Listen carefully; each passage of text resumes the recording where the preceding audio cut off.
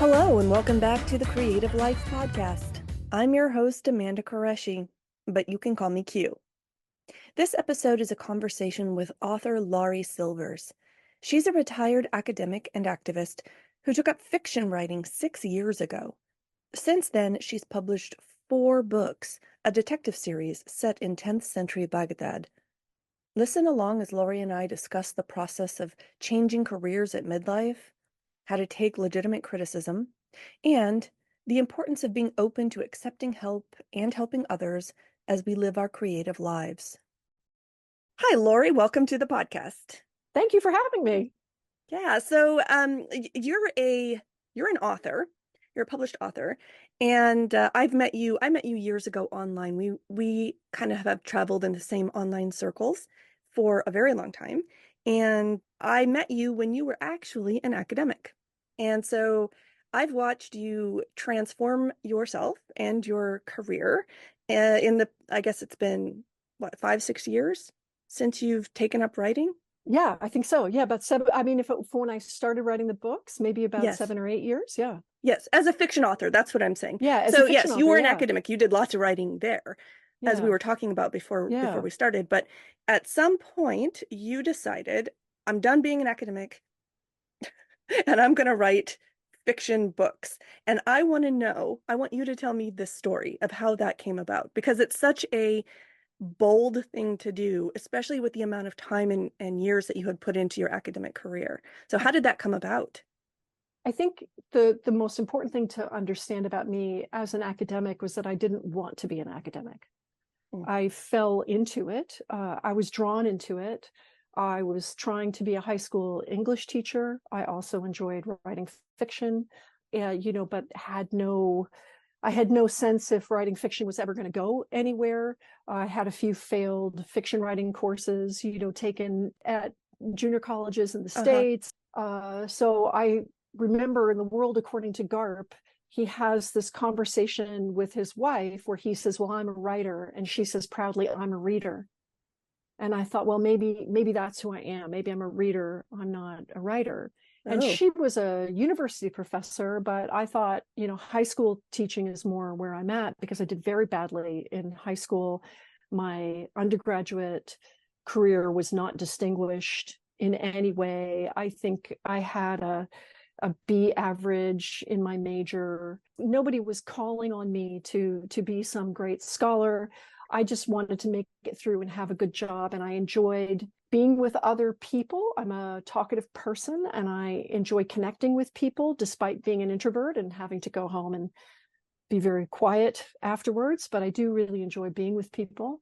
And so I thought, okay, this is a good job for me to have, and would provide me with benefits, which in the United States is the thing that you have to have if you want to survive.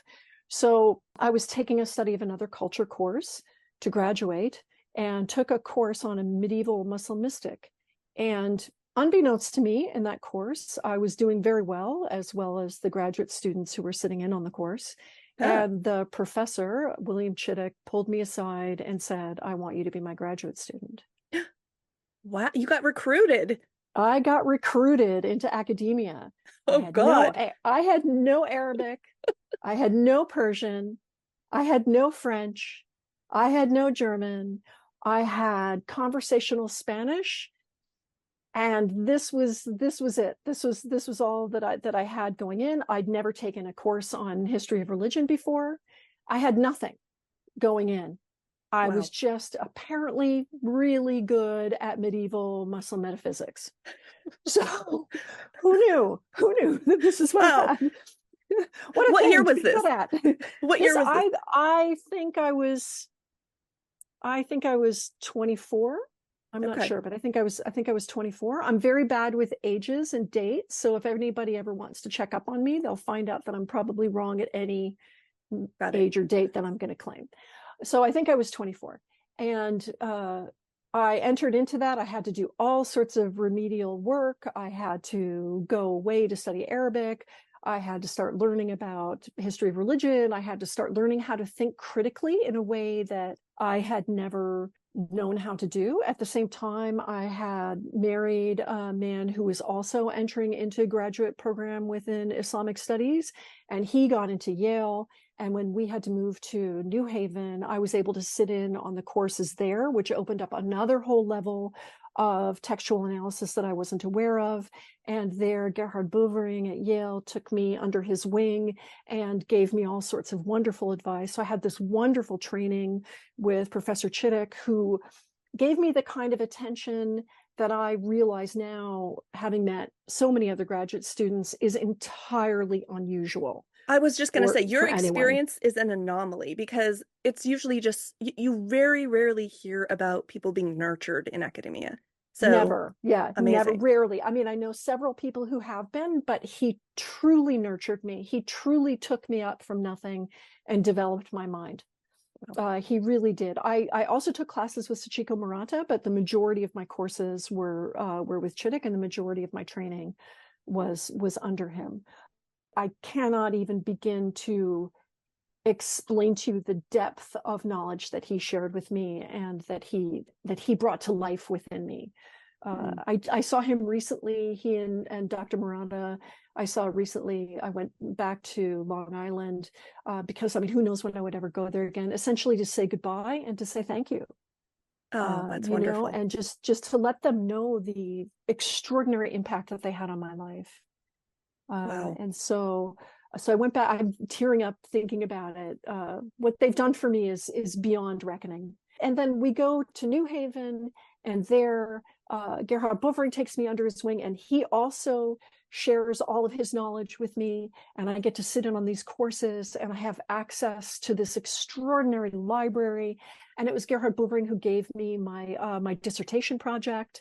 Wow. And then between the two of them, between Bovering and Chittick, you know, and other people who I worked with, I was able to bring you know, a reasonable project to fruition. They were all very aware of my limitations as a scholar. And so I was not one of those people. I think sometimes when we think about academics, you think about those people whose language skills are so extraordinary.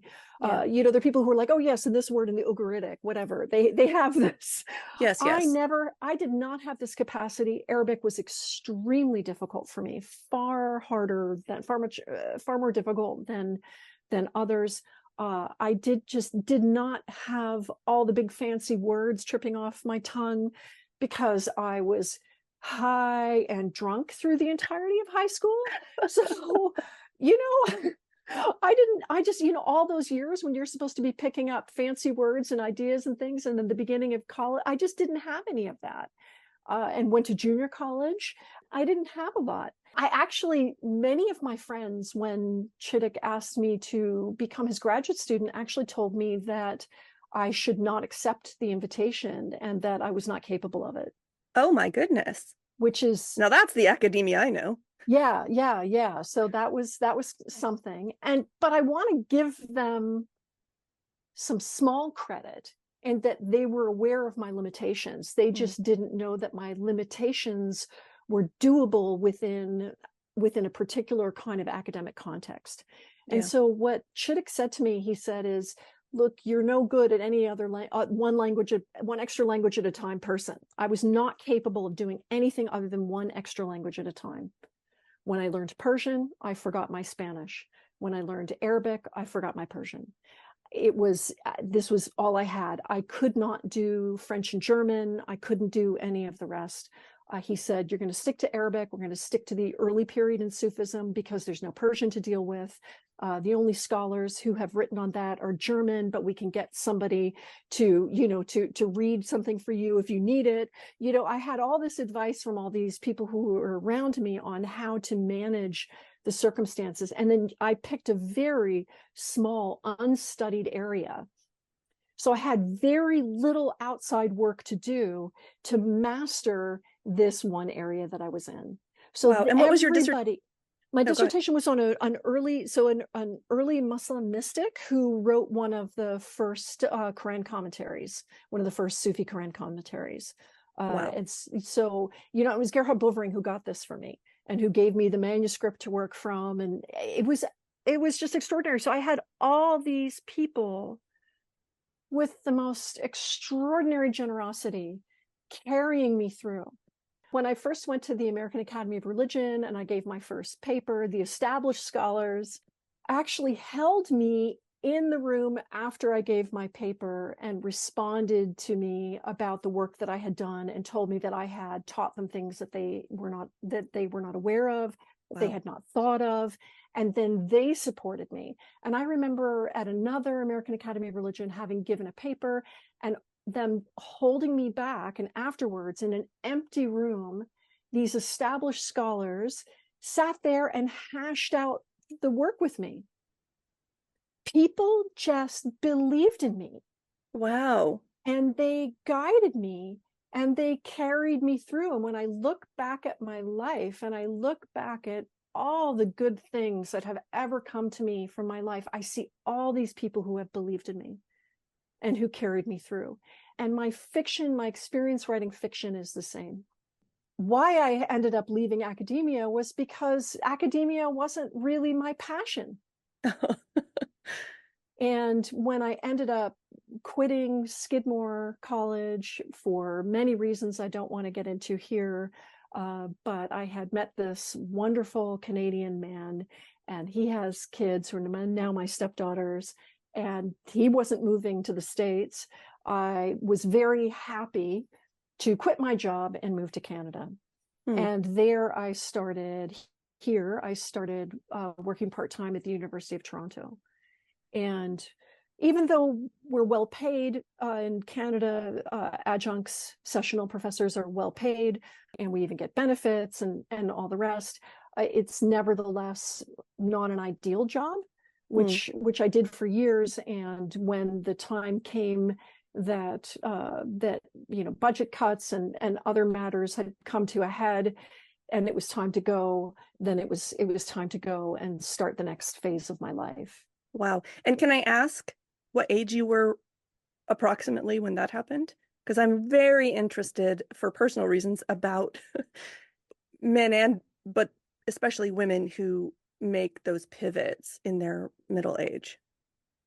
I'm going to have to look and see, because I don't actually remember. It's maybe 50 or 51. Yeah, maybe when I was 50 or 51, this is when that transition happened. Were you terrified? I mean, we talked a little bit about, before we started recording, about the fact that you and I are similar in that we are terrified of many things, but then we are also the kind of people that jump off of cliffs. So talk to me about that. I felt humiliated at losing my job. Oh, I see. Because I didn't know who I was. Yeah. Professionally.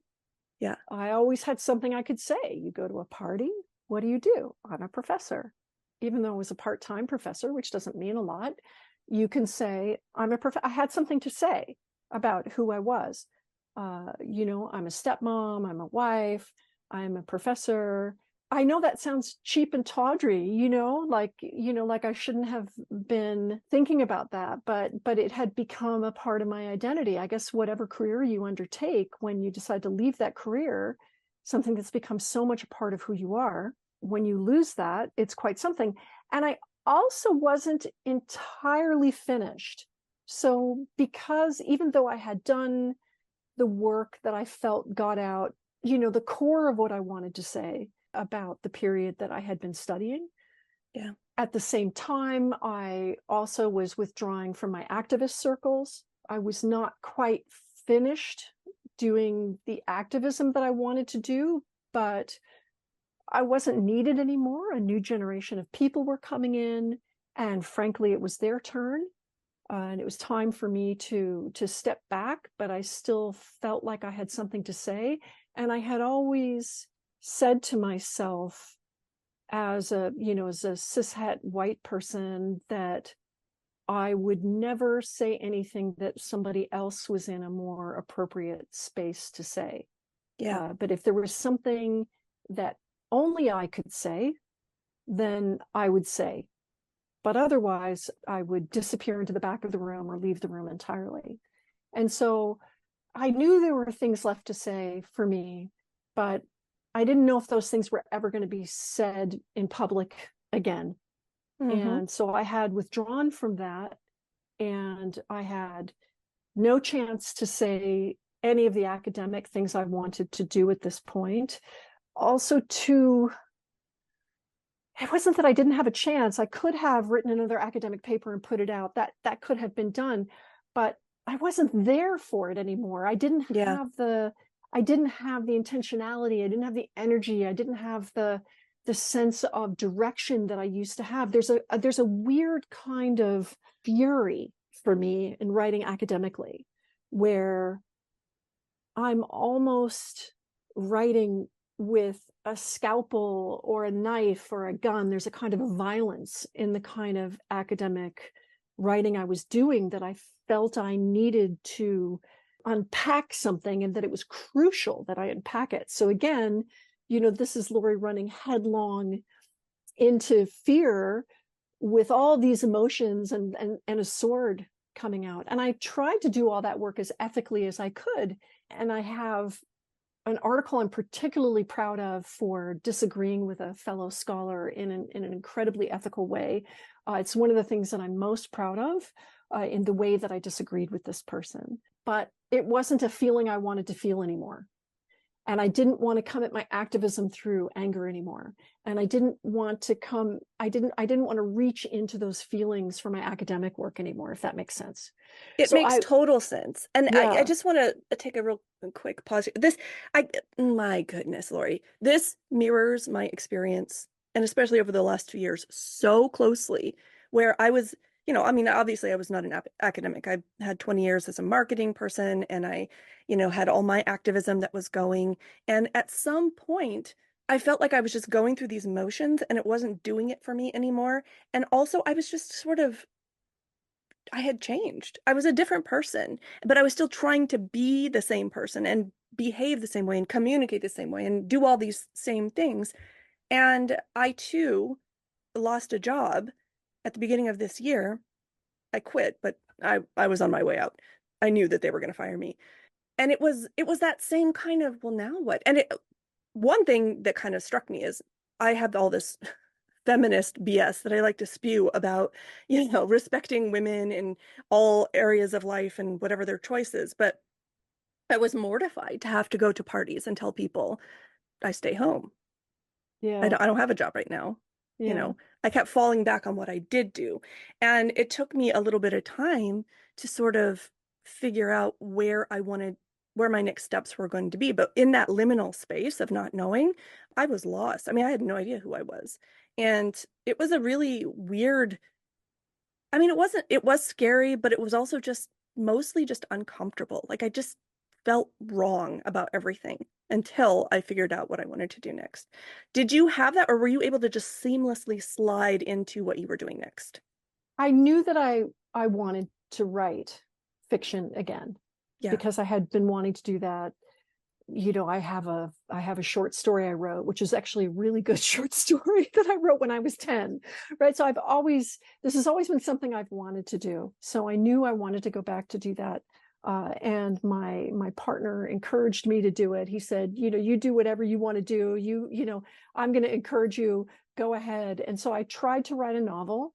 I wrote a novella, and I made the character somebody who in the past, the main character, somebody who in the past I would have raged against, because I needed to know that I could write a character I despised with empathy and compassion, and that Wow. I could be in the same room with that person, because that person was going to be in my head for a while.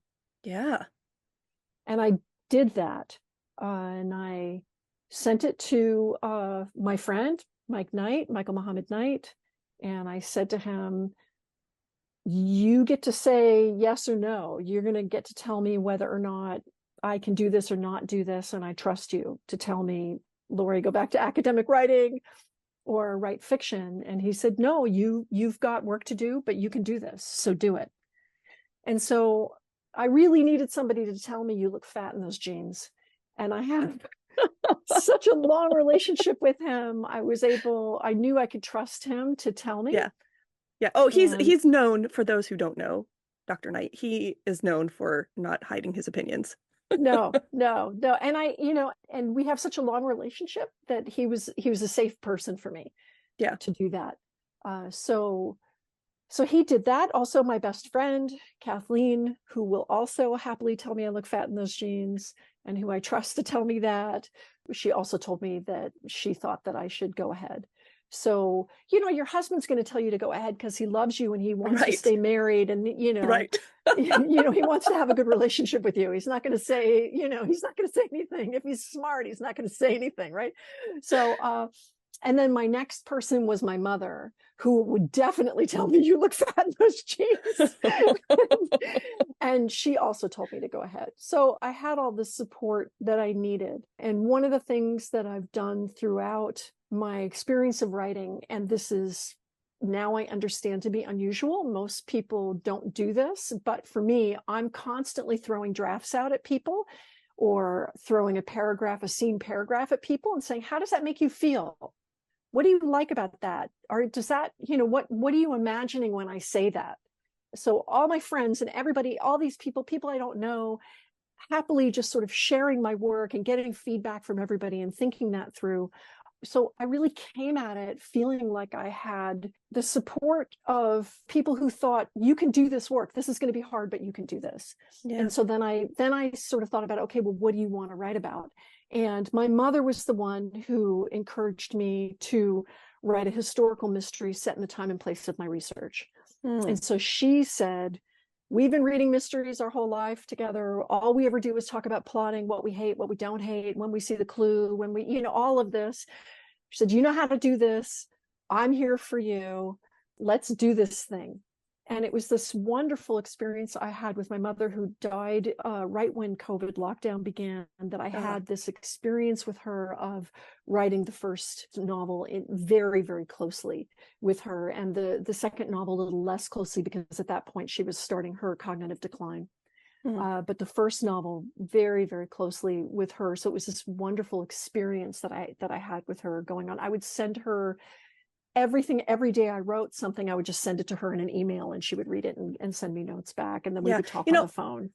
This is such an important line that you're on here, because, as someone who is kind of making my way into the world of fiction, one of the things that I'm always worried about is being a pest. Like, I don't want to bother people to read my stuff or give me feedback, but I desperately need it.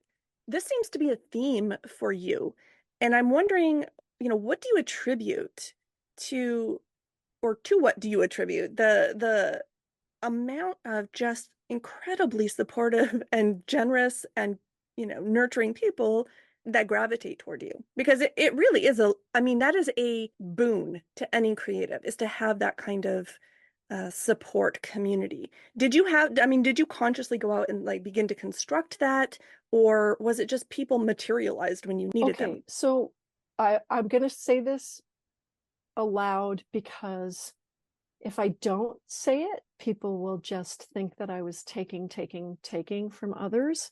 Yeah. But I tend to be a person who shows up for other people. Nice. And so because I'm a person who says, yeah, let me read it. When they have stuff to share, all my academic friends, I'm well known among my academic friends for being the intelligent but stupid reader. So somebody who works, my friend Kisha Ali, who works in Islamic law, will write this very, very detailed piece on something very arcane that I barely understand. And then she would send it to me and she would say, what am I even saying? And I would write back, I think you're doing this. Or she would say, can you read this for me and give me back notes? And I would say, oh yeah, here, but I lost track of what you were arguing there. And I'm sure it was perfectly explicable to a specialist, but she wanted a non-specialist to read it as well. And so I was able to give that kind of input. It's not just that. I try to show up for other people. So I'm only saying that aloud, and I don't mean to sound like, oh, I show up for other people. But I think if I don't say that, then people will just say, oh, look at this person who's always taking. So that aside, people have really shown up for me in my life. Yeah. Yeah. It's awesome. In ways that I cannot explain other than just profound grace. I can share one story, an amazing story that, when I was 2 years old, my parents got divorced. My father wasn't a super engaged dad. Like we saw him every Sunday for dinner for a couple of hours. My stepfather, ran off with another woman and stole all of our money. All these kinds of things that were about me not having a father figure in my life. And yet all these other men were there to step in. And so one of these stories is my next door neighbor when I was quite young. I was in first grade. His wife had converted to some extremist Christian group and had taken off with the kids and left him. And so because he was Jewish, so he's home alone and missing his kids. And I didn't have a father around. And my mom was busy trying to figure out how to make things work for all of us. And I have 4 older sisters. It's not like she had nothing to do. And I had gone to school in first grade and found out that I was supposed to have a favorite animal. And I didn't know I was supposed to have a favorite animal. And I came home and my mom said, well, go to Frank next door. And so I went next door to Frank and he sat me on his lap and he had a big book that he had from his own kids of all the animals. And we slowly went through every page and we had very long conversations about which animal would be appropriate and which animal wouldn't be appropriate, until we finally picked a llama because I love the push me pull you, and L for Laury. And I've had people in my life all along, like Professor Chittick showing up out of nowhere and saying, come and be my student. So yes, I do show up for other people. And so that encourages this back and forth. And that's, for me, is what being in relationship with other people is about being there, this back and forth. But nothing can explain all those other ways in which people have shown up for me, for which I experience the most extraordinary gratitude. I can't explain it in any other way other than I'm amazed at the grace that I've been given with this. So, but a lot of writers like to work alone. My friend Karen, who writes wonderful books set in the Depression era and in Tudor England, she likes to work alone and she doesn't want anybody to read anything until she's ready to share it. So, this is just who I am as a person, is to gush and go back and forth. But that's my style. Who was I talking to about this? I was having a recent conversation where I was talking about how people who are really passionate about their work want to see other people succeed in it. And they're very excited to share their knowledge. They're very excited to share, but they also don't want to waste their time. And the reality is that creative work is as hard, or it takes as much effort as any other kind of work. So, if you are just kind of going at it half-assed and you're just sort of kind of trying to skate or just, work your contacts or whatever it is that people do, people are going to be less likely to want to assist you, help you, right? But nobody can get there on their own. Everyone needs that kind of network, that community. And whether it's a formal network or just sort of something that kind of comes about, it's necessary to succeed in any endeavor. And I would argue, especially in creativity. So I think part of it is that you are just you do the work, right? You're willing to do the work. You're not a slacker. And you're also just so enthusiastic about it, right? This is not, I think that carried you a long way in academia, where you were just, this professor saw in you this person who just got turned on by this subject and was like, I need that kind of energy. I need somebody who's that passionate to do this work. And of course, they're going to extend their hand to somebody like that. Basically, what I'm saying is it's really important, and I'm speaking to myself first and foremost, to interrogate yourself and say to yourself, what are my motivations for doing this? Am I writing just because I want to have my name on a book, or am I writing because it's my passion? Am I, do I want to go into academia because I want, whatever, or is it something that I'm really interested in dedicating my life to? And when it is that second thing, when it comes from deep within you and it's just, you're on fire for it, other people will absolutely step up and want to help you. It just happens. That's been my experience. And it's hard to keep that in mind, coming into a new way of being. I mean, I understood that in the past with my other activism and my marketing career, but it's really important to remember that as I go forward into a more creative lifestyle, is that those principles still apply. People are busy who are really good at what they do. They've dedicated their lives to it. And it's not that they want you to prove yourself. It's just that they don't want to waste time and energy. Yes. I mean, and I think too, to be perfectly clear, people like hustle, people like people who show up, and people also too, they want to see return on their investment, of their time investment. Yep. And sometimes this can come in the form of bartering with somebody, which is perfectly good. Sometimes you pay people.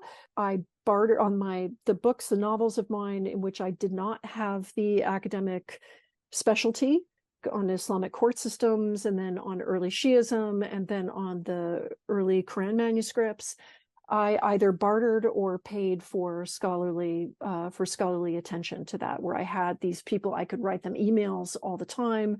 I could ask all the dumb questions. They checked the text, all of that. If these people who were doing really heavy intellectual attention to my writing, to make sure I got these historical narrative arcs correct, because they were beyond me. They were telling me, trust this literature, not that literature. Look at this page, not that page. So they were giving me a lot of input. So people are generous, but at the same time, they want to see some kind of return. My favorite experience working with someone, I started writing these novels, and I realized in the process of writing them that I needed my main characters to be half Nubian, half Arab. I realized that I needed to address anti-Black racism in the Muslim community, and in the way that we perceive our saints and our spiritual forebears, as we tend to see them as light-skinned because of the way that anti-Black racism works historically within Islam, and how prevalent it is in North American Muslim society. And that I had a responsibility to represent characters in a different way in that context. And so when I reached out to people, they were very eager for me to take my scholarship, which included analysis of communities, of some of these vulnerable communities, and bring that into fiction. And so Michael Mumisa at Cambridge, who actually works on people of African descent at the time period that I was studying, he said, I'm here for you. I'm just going to do this with you. We're going to make sure that this first novel is right, because this story needs to be there. And this turned out to be, for me, as we were talking about with activism, that I wasn't going to speak unless I had something particular to say. I actually was a specialist in these early Sufi women from vulnerable communities, and I had this very specialized knowledge. Nobody else had that knowledge but me at that time. Now other people do, but at that time, and I was going to do that. I mean, I'm sure there were graduate students who did, but at the time publishing, I was, that was it. And so I thought, okay, well, this is something I can do, and I can bring that into fiction. So even if this is going on academically, nobody else is going to be able to bring the kind of historical accuracy that I can into fiction. And then Michael Mumisa steps in with his knowledge and make sure that everything I'm getting in the larger picture is correct. And then Amina Wadud steps in and says, I'm going to read this and tell you where your white liberal writing is stepping off the mark. She's awesome. And so she steps in, and she tells you everything. She also tells you when you look fat in those jeans. And yes, she does. And so she really helped me do all that. But these were people who really just wanted to give because they wanted that representation to be there. And so their mode of giving wasn't giving to me, but was giving because they wanted to see that representation and they wanted to see it done right. And then when I entered into the second novel, I had to, which is a thing a white writer is not supposed to do, I had to put an African descent enslaved girl at the center of the story. And there was no other way around it. And I did not know how I was going to be able to do that in an ethical way, but I just prayed over it. And I'm just like, I'm just going to work on this and work on this. And somehow this door is going to open. And there's a Black American Muslim writer by the name of Layla Abdullah Polos, who was on Facebook at one point when I was on, and she saw that I had a Black character, and she messaged me on Facebook to excoriate me for writing Black characters. And I said to her, well, do you want to read it first before like, I'm open to having been wrong, but do you want to read it first and tell me what you think? And so she said, you wait right there. And she went on to Amazon Look Inside and read the first couple of chapters with me waiting online while she read it. And then she came back and she said, okay, you did it. And then she was like, how can I help you? That's wonderful. Yeah. And so she helped me write that character. She helped me do that. And I said to her, how do I pay you back for this? And so she said, your job to pay me back for this is to do the same thing I did for you to do for other people. Nice. You need to read other people's drafts. You need to do that.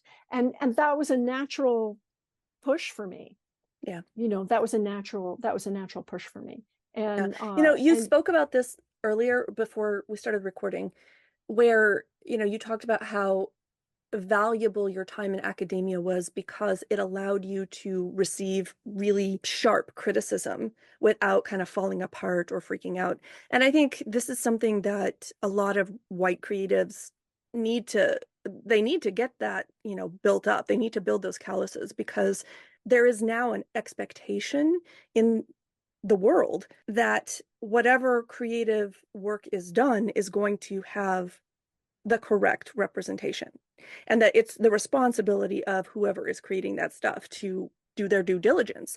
And I think that was a really great example of you being humble enough to seek out advice and the guidance from people who were in the best position to tell the story, and also not to overreact. When Layla comes at you online, I mean, a lot of people just kind of freak out and they shut down or they just whatever, but you were willing to make that into a conversation.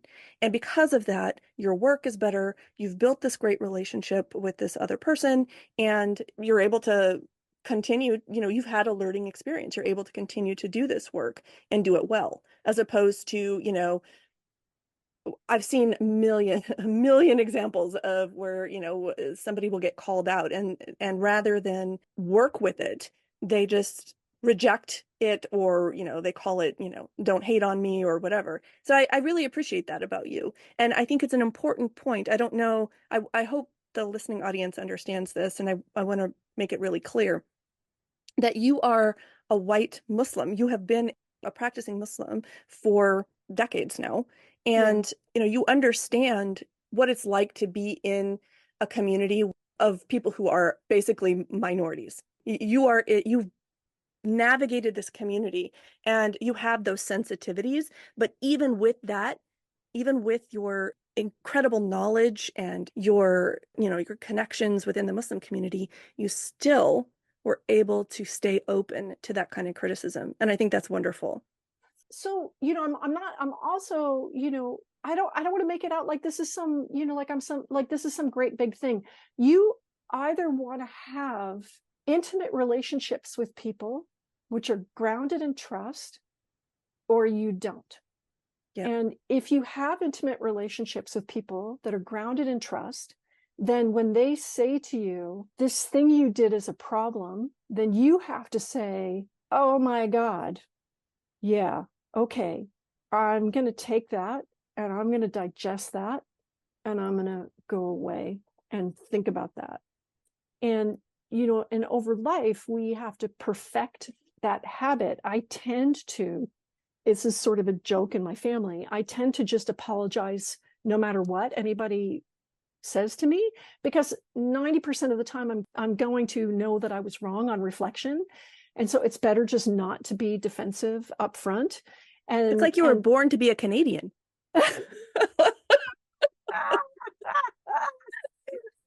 Truly. So, and then 10% of the time, actually there were mitigating circumstances that need to be discussed, or maybe I wasn't wrong and we have to have that conversation. But 90% of the time I was wrong. I always had something that I needed to understand.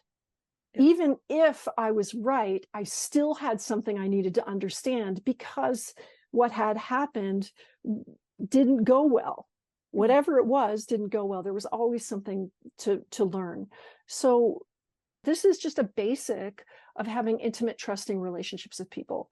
And I understand that there are people who live in circumstances, social circumstances of privilege, where they don't have to actually have that kind of intimacy and trust with others because they can get away with it. So, in a patriarchal context, a man is not going to have to fully listen to his wife's concerns, right, because socially he doesn't need to carry on successfully. Correct. Whereas a person who is in a more vulnerable circumstance is going to have to actually learn how to navigate trust and intimacy in a different way if you're going to make things work. And white women certainly are in the circumstance where they don't have to listen if Right. they don't want to, because of that, because of those social grounds. So I had a whole bunch of experiences in my life that allowed me to do this kind of work. Again, just this grace of God throwing stuff at me over and over and over again that forced me to have to work on this, whether that be in therapy or whether that just be through the functionality of living and wanting to have close friendships with people and be a good friend. Or, through part of my Sufi path, this is at the center of the Sufi path, is self-reflection. And if you're not doing the self-reflection, then you're not doing the work. All of this is part of doing it. So it's not some kind of heroic thing. It's like, well, are you trying to be a human being or aren't you? And some of us are in these social circumstances where we aren't challenged to do that work. And I feel like in my life, the grace of my life has been that I have always been challenged to do that work. So it's not some kind of heroism on my part. It's just that, God was kind enough to me to throw me up against so many things throughout my life that forced me to make a choice to either have trusting, intimate relationships with people or not. Yeah. And then you just have to keep going. And so I do keep trying to do that. And the arc of my life is one in which I have made profound errors and either learned in that moment or learned years later and had to make recompense either immediately or recompense later. I've made some terrible, horrific mistakes in my life, especially in the beginning of my Islam when I was under the sway of various forms of theologies. And I thought God will only love me if I hate other people. And, I desperately wanted God to love me. Yeah. And, I became a person that I feel such extraordinary shame over in my life, and that I did things that are so shameful that, I can only pray the recompense that I've done since has in some way mitigated that. I've apologized to people and some people are not interested, and I get it. And yes, I get it. I never ask people to accept my apology. I only ever go to people and just say I was wrong, because I know sometimes there were things that I'd done in the past that were just wrong. And and we have to just leave those things there. So if you want to again, why do people show up? Is that, is that you have to show up. If you want to show up, you have to show up, and you have to expose yourself, and you have to be vulnerable. And I don't know why people are afraid of doing this. I understand that there are people who are afraid of looking at things because they're just lazy and they don't have to. Uh-huh. I mean, I get it. That is, as a novelist, I'm like, there's a character. I understand. I get that. I could write that character. I understand that, right? But then you don't want to be that character in real life. But if you want to have good relationships with people, you shouldn't be afraid. When you ask someone to pay attention to the way that they've harmed you, what do you want in return? And why the heck would you not be willing to give that to somebody else? Right. You want them to be vulnerable. You want them to look at themselves clearly. You want them to say, you are more important to me than this belief I have, than this ignorance that I have, than this power I have. You want them to say that to you. And so you need to be that person for others. That's right. In every part of life. That's right. And this is a process. It's not like you wake up in the morning and all of a sudden you're aware of other people's social vulnerabilities or psychological vulnerabilities. This is a process, and you just have to keep showing up for it over and over and over again. And then you learn that the pain of accepting what people say is a gift of grace, is the pain of love. Yeah.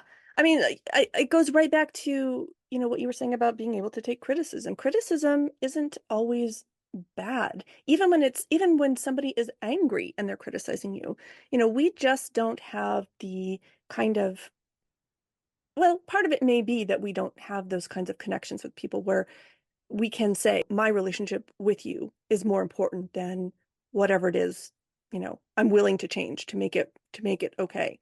But people who I admire, who have made great contributions in the world, whatever field they're in, this is almost universally part of their personality, and that is the ability to not freak out when somebody comes at them with criticism, or even, and I'm not even talking about harsh criticism. I mean, just like pushing back on you. But I've seen it happen over and over again, where people will just be like, people are so mean, and I, my intentions were good, and blah, blah, blah. But that's all fine, and that may be true, but it doesn't mean that that other person wasn't hurt by this, or that they weren't offended by it, and that it's still your responsibility to clarify that. Because like you said, there was something, even if you're right about some things, something had gone wrong in the way that it was shared, communicated, or expressed that didn't work. And it's your responsibility as a professional communicator. Like, if you're a writer, that's your job to be a good communicator. It's your responsibility to find out what that is so that you can course correct. And it really is that simple. And I think it's okay for people to freak out. You just need to freak out in private. So like that's what your partner is for. You go home and you say, and then your partner sits and looks at you and nods and goes, okay, so are you going to do the thing now? Or you say, okay, thanks for listening to me, I'm going to do the thing now. Yeah. And then you just say, oh, I'm terrible. Or, for me, if I freak out, I typically am like, that was really disturbing and upsetting and scary for me, because they're saying something that's true. And now I have to deal with that. And so my freaking out is like, I'm afraid what they've said is true. Yeah. And then I have to look at myself and I have to see the true thing to the degree that it is true, or the degree that I'm able to process that truth at that moment, because it's a process. It might take several years to get to the depth of that truth, but our responsibility to the person who brings the concern to us is to fall on our sword straight away, and then go home and say, how is that true? And have all your out loud feelings at home in the privacy of your own home about how that's true. And then come back to that person and say, that's true, and I was wrong. And I'm like, this is part of how I change as a person. And how can I make it right? Sometimes you can't make things right. It's true. Sometimes you can't make things right. But it matters that you care enough to ask. Yeah. Right. Yeah. Like, I think sometimes that's just what people want to hear, is that you're willing to do what is necessary to fix it. Even if they aren't interested, it's still something that you can say. I think I'm going to suggest that the scariest part of accepting criticism on any level is that you can't set it right. Because there's nothing better than being able to set things right, to set a problem to rest, and to say, well, I'm okay, I did a bad thing, but I set it right. There's nothing more profound and more exciting, should I say, than the moment where you realize you cannot set things right. Because tell me more about this. Why do you think that? This is the moment where you truly transform as a human being. Because setting things right on some level can be a covering over of your own wrongs. So you can set things right in all kinds of mundane ways. You can set things right in your friendship, you're going to change, but then you're like, okay, I set it right. And so you get this feeling of comfort that keeps you from continuing to be able to see the depths at which you are still wrong. Interesting. Yep. And so when you can't set things right, it can do two things. It will drive you into a tailspin, or you can soar and you can say, I want to keep going. I want to know. I want to keep at this. I don't want to be a loser. And by loser, I don't mean loser like, oh, loser. I mean like the way the Quran talks about, they are among the losers. Yeah, yeah. You want to be among those who continually strive. Yes. What is the point of being alive if not this? And so it's terrifying, but our lives are lived at the edge of this terror. Wow. It's so true. It's so true. And I think you're right. There is, and this is so funny because it goes all the way back to what we were talking about, which is we're the type of people that live in fear, but we like to jump off of cliffs. There is that exhilaration, right? That comes with fear. And once you get used to it, I mean, you never fully get used to it, but you kind of get into this mindset where each time a new thing comes along to confront you, you get that feeling like, okay, it's time for me to learn something here. I'm gonna, and it gives you the courage to kind of push forward and do that work. And like when I was younger, I mean, my goodness, my ego was so fragile and I was so terrified of being called out and being humiliated and all of these things. And now it's far less, but only after having gone through years of, getting smacked down by life and other wise people did I get to the point where I could tolerate it. And hopefully I'll continue to grow in that way. But yeah, I totally get what you're saying. And I think you're right. I just have never looked at it that way. I've never looked at it as thrilling to be wrong, because that puts you on the cusp of learning something new, of growing and improving. Without that, without having hard lessons, right? However they're delivered, how are you going to continue to grow? And I like that you said that's what else is life for? What is it for? To be the same all the time, to never change? There are tons of Sufi stories about this, that your life is going along really, really well. And then you get in some form or another, some kind of terrible slap that shows you that it hasn't been going the way you thought. Yeah, yeah. And that you are presented with the opportunity to accept that slap with gratitude and to thank God for having not forgotten you. Because when everything's going along really, really smoothly and you think everything's fine, that means that God's forgotten you. And God said to this person, well, I guess you're comfortable with where you're at, so we're just going to leave you and move on to somebody who would prefer not to be comfortable, and to move on to somebody who would prefer to grow. And so carry on, enjoy your life as it is. I'm putting my attention elsewhere. And so, you want to, in the Sufi context, you never want to be a person whom God forgets to slap. You want to be a person who is open to getting slapped. I just always pray, God, make them gentle and make me able to feel that gentle slap so that I don't have to get, hit really, really hard by things, because we've all had those situations where, it took something, we were wrong, and then it took something massive to show us how wrong we were. And then the work that had to be just, I'm always asking God to make these slaps gentle, but also to make it so that I see them right when they come. And I can't remember off the top of my head, but there's actually a Sufi prayer about this, of making sure that your awareness between the thing that you've done wrong, to make the receipt of the slap and the thing you've done wrong to be one right after the other, rather than to be something that comes within time. Like, you want to do the wrong thing and you want the slap straight away, because the longer it takes for you to recognize that slap, the worse it's getting. But this is the stuff of life. And And all of this is about, the kind of vulnerability it takes to write fiction, to Right. do good work, to be a friend, to be an activist, to be out there in the world. What is it that you yourself can bring? And part of what you can bring is your willingness to show up for other people. So now this does not mean that some people don't come at you with all their stuff, right? I Yeah, mean, so yeah, for sometimes sure. people come at you with all their stuff. Some people are actually just abusers. Some people, like some people are coming at you with their stuff, and it's some privileged guy, who doesn't like it that you're not a fan of his toxic masculinity. It's like there's all these things that come in. So it's not like this is this simple matter.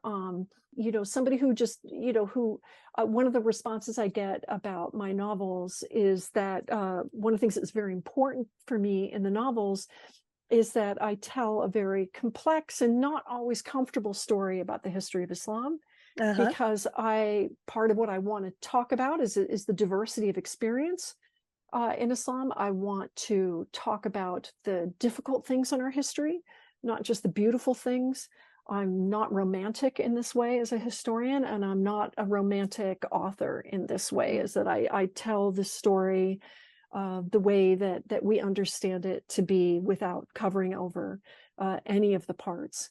That said, I also try to tell it in a way that Muslim readers can still feel safe enough to reflect on that past and to think about how we understand the past for our present and understand their own choices. So that said, not everyone is going to be able to feel safe in that world that I've created, because not everyone is going to be willing to understand that, for instance, slavery in Islam is just as bad as every other kind of slavery, and there's no way to have a conversation in which we say that it's not, despite its formations being distinctly different in some significant ways. And not everybody's going to be able to go there with me. Not everybody's going to be able to see some of those issues.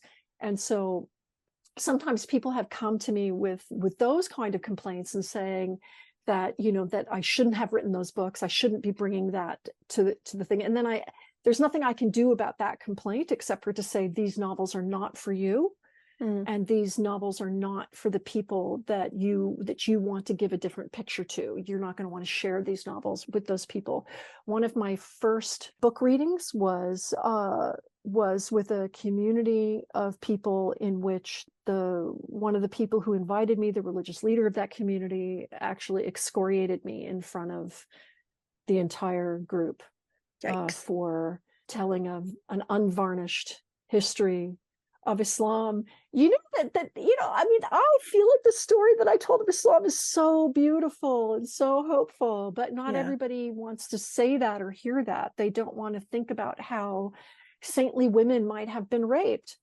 I'm sorry, but a woman walking through the countryside all by herself back in the day, I mean, that was just going to happen. I mean, that's going to happen now.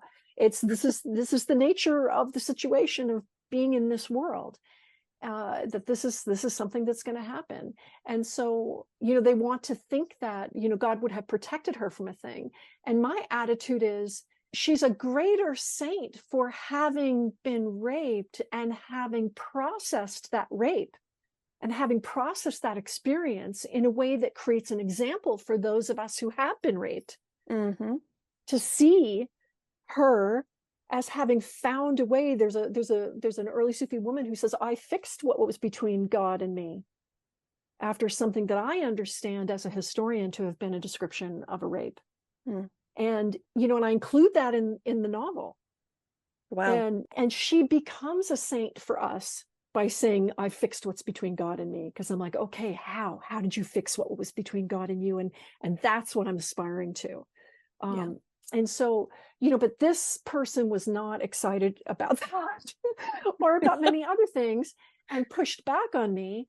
And all I could do was say, well, that was the story that I needed to tell. And my experience is that that's actually a really great story to tell. She was worried about how non-Muslims would receive it, that they're going to think terrible things about Islam. And I said to her, they already think terrible things about Islam. And so, it's better for us to tell the truth about our weaknesses and our strengths, because then when we talk about our strengths, they believe us and that they know that. And many people in that room were nodding and saying that, these non-Muslims in the room were nodding and saying, that was my experience of reading your novel. Wow. So I felt like somebody was telling me the truth about Islam that made me understand Islam as a path of love and a path of diverse experience, but that it was not any of the things that I feared it was. And this person couldn't go there. They were still that person showing up in a room and clasping their hands and saying, Islam is peace. And it's like, and I get that, because as you know, as a person who's worked in interfaith circumstances, loads of people actually, that's all they want to know. Yes, for sure. They don't want that larger, more complex picture. Your neighbor just wants to know that you're not going to kill her. Uh-huh. They don't want the details. They're just like, I assure you, I'm not trying to kill you. Yeah. Everything's cool. Right. Everything's fine. Love, love, love. And they don't want more. So those people also have a role to play. Indeed. in that larger conversation. But that's not my role. So I have had pushback that I have not, this is part of that 10% that, but I've just had to say, my role is to do something different. And so this isn't for you. Yeah. And I'm sorry that you had that experience. And I think that's fair. Share your experience with other people. So if they don't want that, they know not to read it as well. Yeah. I mean, if you've done your due diligence, right? And I think the thing, just to clarify, the thing that we're trying to avoid here is hurting people who are already hurt. Yeah. Right.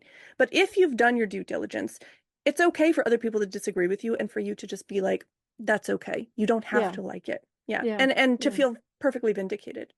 So before we close, I mean, this has been a great conversation, but I want to just switch tracks a little bit, because I don't want listeners to think that these are super like heavy academic books. They are rooted in academic knowledge, right? They are rigorously researched, and anyone who's been listening knows you've put the effort in.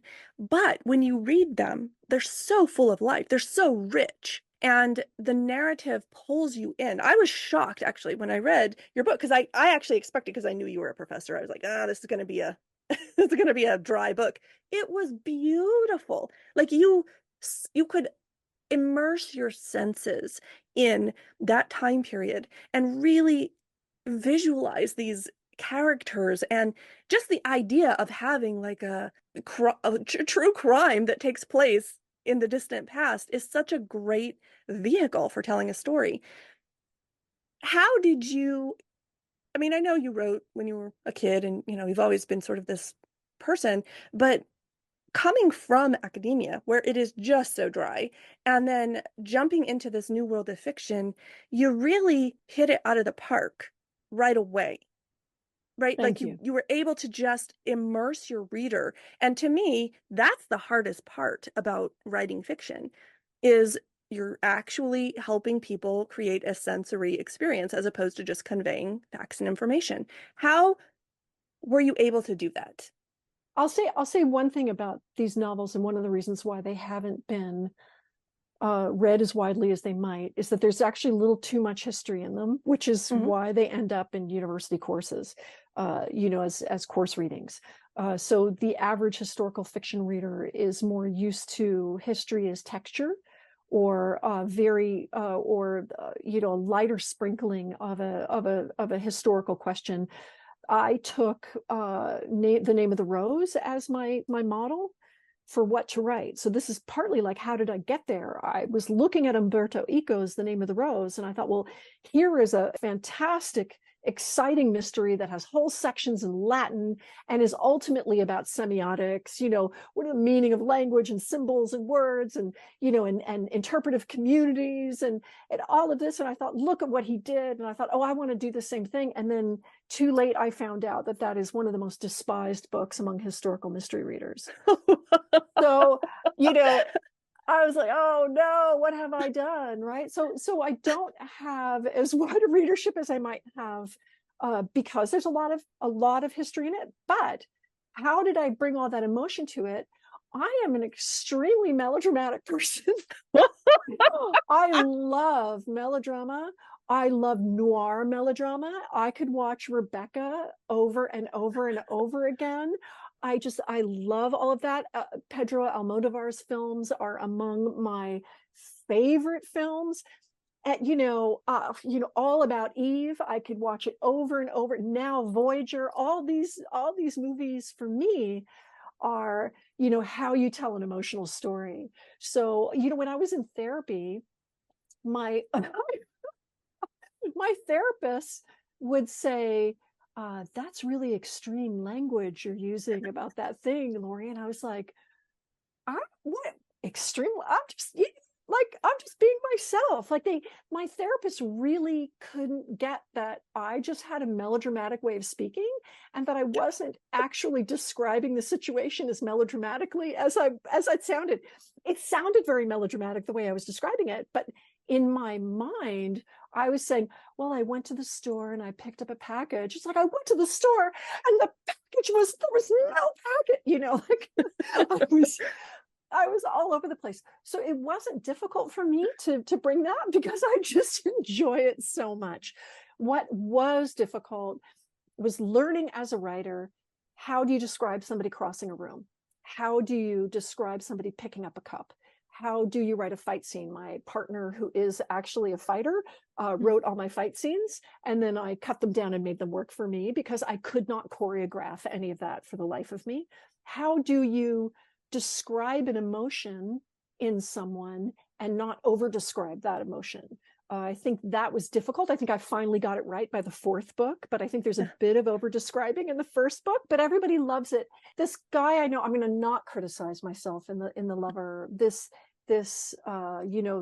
the time I get to the piece, the fourth book, I feel like, okay, I've really got it. But this one friend of mine who's a very well-established musician, I talked about my doubts once about the Lover, and writing this book that to me wasn't where I thought my writing should have been to start writing your first book. But because I'm like, forget it, I'm just sticking it out there anyway.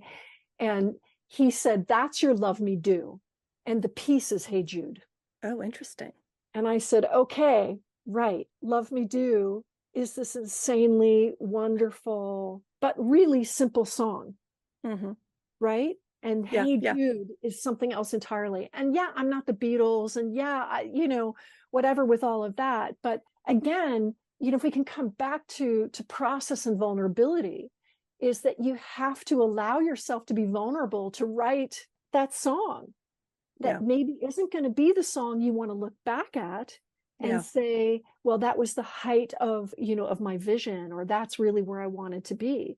But the fact of the matter is that you had that experience reading The Lover, that despite all the history I crammed into it, you were nevertheless having this emotional experience. And I had this one reaction that to me is the reaction of all reactions to the story that I will always carry with me, because these four books are the arc of my two main characters, Tina and Zaytuna, and their recovery from trauma through the way that they are interacting in relationships of love with other people and with the Sufi community that they grew up in, and religion on the whole, and calling themselves to account. And so that arc takes place over the four books, where they do reach some kind of peace by the fourth book. But it's about trauma. And I was guest teaching in a class that was reading The Lover in their Intro to Islam course. And there was a student on the Zoom call that I recognized. And I recognized this student as being a survivor of a school shooting, who is now an activist, a gun control activist. And this person was in tears for the whole conversation.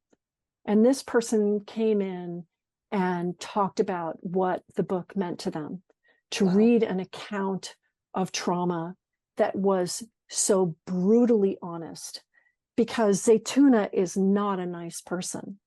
And we all know that there are very few good victims out there, and that when you're hurt, you hurt other people. Yep.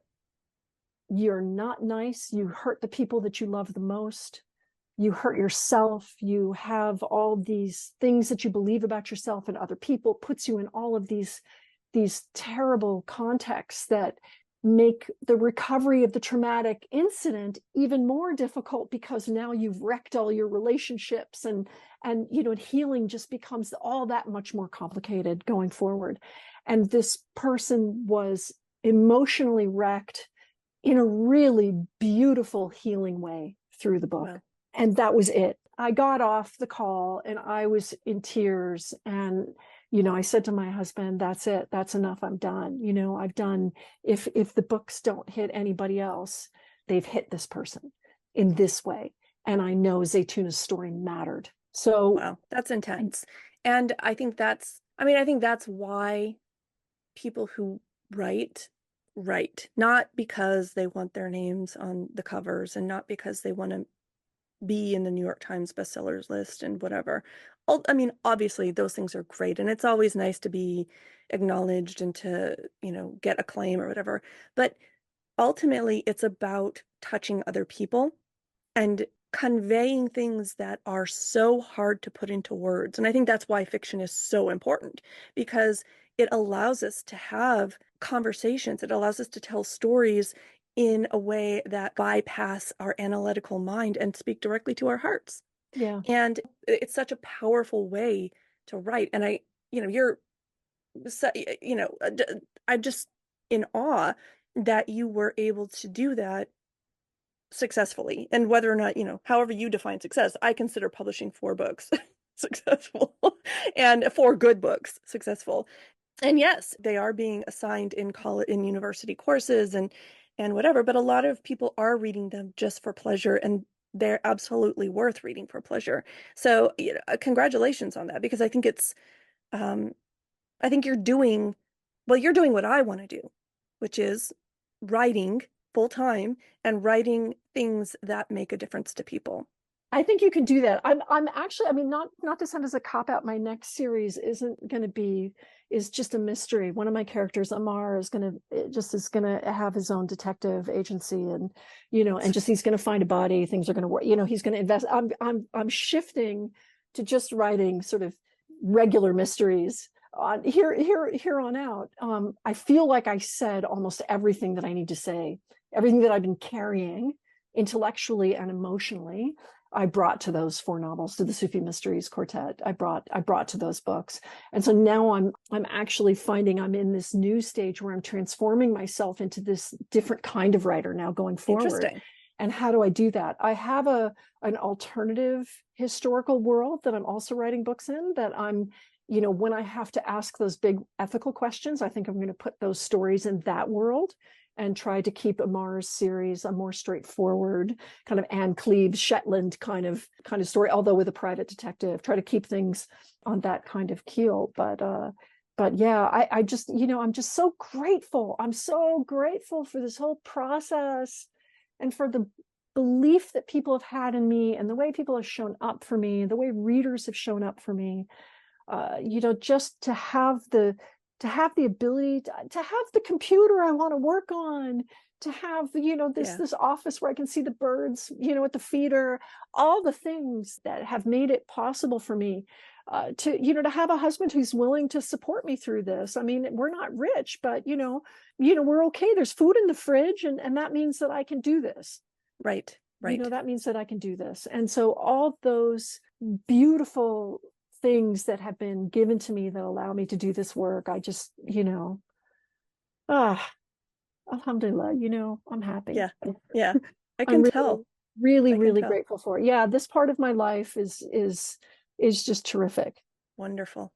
Well, Laury, thank you so much for sharing your time. I mean, I honestly, it's going to take me a while to process this entire conversation, because it's been so rich, and I'm kind of congratulating myself right now for having you on here. I was not expecting such a good conversation, but I should have known, having known you online for such a long time. In my show notes for the podcast, I'll go ahead and link to your stuff, your books, and your website and whatever. Is there anything else you think people should know about you before we sign off? I'm a grandmother. I've recently become a grandmother. Congratulations.